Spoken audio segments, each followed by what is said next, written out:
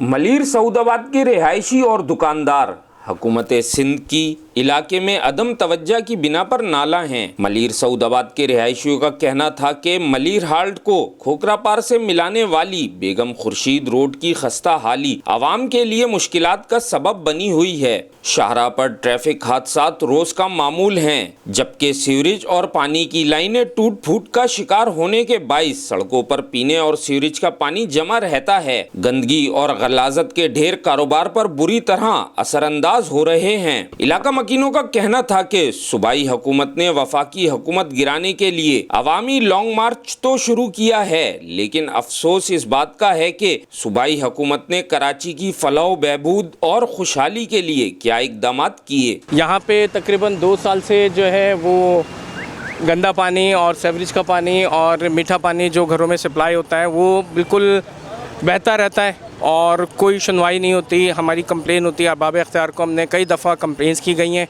लेकिन कोई सुनवाई नहीं होती किसी किस्म का। ये नहीं, अभी ये पिछले आज कुछ 2 साल पहले ये लाइन डली थी, तो उसके बाद से सीवरेज की लाइन डली थी। वो लाइन डलने के बाद रोड को ऐसे ही छोड़ दिया गया है, जिसकी वजह से काफ़ी मसाइल हैं। धूल मिट्टी पूरे रोड पे उड़ती रहती है। यहाँ अक्सर जो है ना गाड़ियाँ बेचारी ख़राब हो जाती हैं खड्डों में जाने की वजह से, और पानी जो है ना टाइमिंग की वजह से जो सप्लाई के लिए जा रहा होता है वो सारा रोड पर आ जाता है। बहुत परेशानी होती है। सड़कों का हाल 10-15 साल हो गए, लोग गिर रहे हैं, मर रहे हैं, कोई बोलने वाला नहीं है, क्योंकि आवाम ही नहीं बोली। जब आवाम ही नहीं बोलेगी तो ये सारी ज़िंदगी यही हाल रहेगा।